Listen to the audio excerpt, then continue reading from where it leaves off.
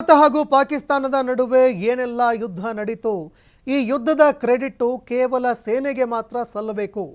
ಯಾವುದೇ ಪಕ್ಷಗಳು ಈ ಯುದ್ಧದ ಕ್ರೆಡಿಟ್ ಅನ್ನು ತಮ್ಮ ಖಾತೆಗೆ ತೆಗೆದುಕೊಳ್ಳಬಾರದು.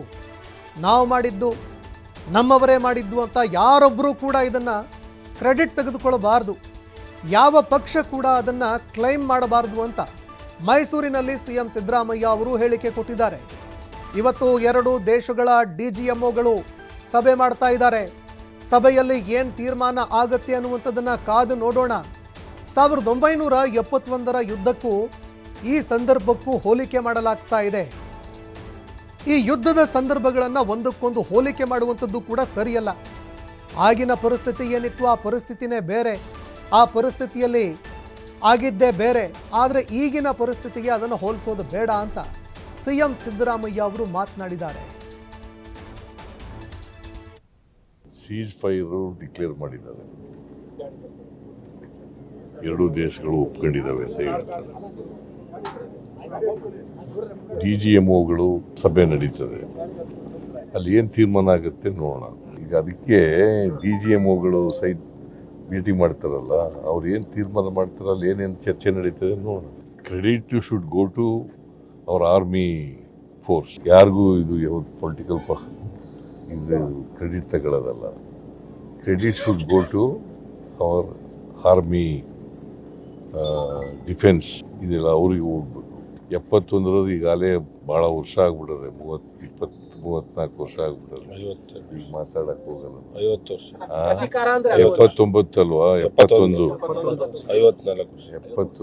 54 ವರ್ಷ ಆಗ್ಬಿಟ್ಟದೆ. ಸೀಸ್ ಫೈರ್ ಡಿಕ್ಲೇರ್ ಮಾಡಿದ್ದಾರೆ.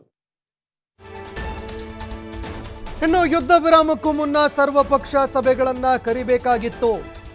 ಸರ್ವಪಕ್ಷ ಸಭೆಯಲ್ಲಿ ಚರ್ಚೆ ಮಾಡಿ ಈ ನಿರ್ಧಾರವನ್ನು ಪ್ರಕಟ ಮಾಡಬಹುದಾಗಿತ್ತು. ರಾಜ್ಯದಲ್ಲಿನ ಎಲ್ಲ ಪಾಕಿಸ್ತಾನ ಪ್ರಜೆಗಳನ್ನು ನಾವು ಹೊರಗಡೆ ಕಳಿಸಿದ್ದೀವಿ. ರಾಜ್ಯದಲ್ಲಿ ಯಾವ್ಯಾವ ಪಾಕಿಸ್ತಾನಿ ಪ್ರಜೆಗಳಿದ್ರು ಅವರನ್ನೆಲ್ಲ ಹೊರಗೆ ಅಟ್ಟಿದ್ದೀವಿ ಅಂತ ಮೈಸೂರಿನಲ್ಲಿ 3 ಮಕ್ಕಳು ಮಾತ್ರ ಇದ್ದಾರೆ ಅನ್ನುವಂತಹ ಮಾಹಿತಿಯನ್ನು ಕೂಡ ಸಿಎಂ ಅವರು ಕೊಟ್ಟಿದ್ದಾರೆ. ಅವರನ್ನು ಹೊರಗಡೆ ಕಳಿಸೋದಕ್ಕೆ ತಾಂತ್ರಿಕ ಸಮಸ್ಯೆ ಇದೆ ಅಂತ ಪಾಕಿಸ್ತಾನಿ ಪ್ರಜೆಗಳಿಗೆ ಸಂಬಂಧಪಟ್ಟಂತೆ ಸಿಎಂ ಸಿದ್ದರಾಮಯ್ಯ ಅವರು ಮಾಹಿತಿ ಕೊಟ್ಟಿದ್ದಾರೆ. ಅವರು ಆಲ್ ಪಾರ್ಟಿ ಮೀಟಿಂಗು ಕರಿಬೇಕಾಗಿತ್ತು. ಬಿಫೋರ್ ದಿ ಸೀಸ್ ಫೈರ್ ಮಾಡೋಕ್ಕೆ ಮುಂಚಿತವಾಗಿ ಆಲ್ ಪಾರ್ಟಿ ಮೀಟಿಂಗು ಕರಿಬೇಕಾಗಿತ್ತು. ಜೊತೆಗೆ ಪಾರ್ಲಿಮೆಂಟ್ನು ಕೂಡ ಕರಿಬೇಕು. Because it's A very serious matter. ಮೈಸೂರಿನಲ್ಲಿ 3 ಜನ ಮಕ್ಕಳು ಮಾತ್ರ ಇದ್ದಾರೆ, ಇನ್ನು ಬಾಕಿಯವರೆಲ್ಲ ಒಟ್ಟಾಗಿದ್ದಾರೆ ಇಡೀ ರಾಜ್ಯದಲ್ಲಿ. ಈ 3 ಮಕ್ಕಳು 6 ವರ್ಷದೊಳಗಡೆ ಇರ್ತಕ್ಕಂಥ 3 ಮಕ್ಕಳು. ಅದು ಏನಾಗಿದೆ ಅಂತಂದರೆ, ನಮ್ಮ ಇಂಡಿಯನ್ನು ಹೆಣ್ಮಗಳು, ಪಾಕಿಸ್ತಾನದವನು ಗಂಡ.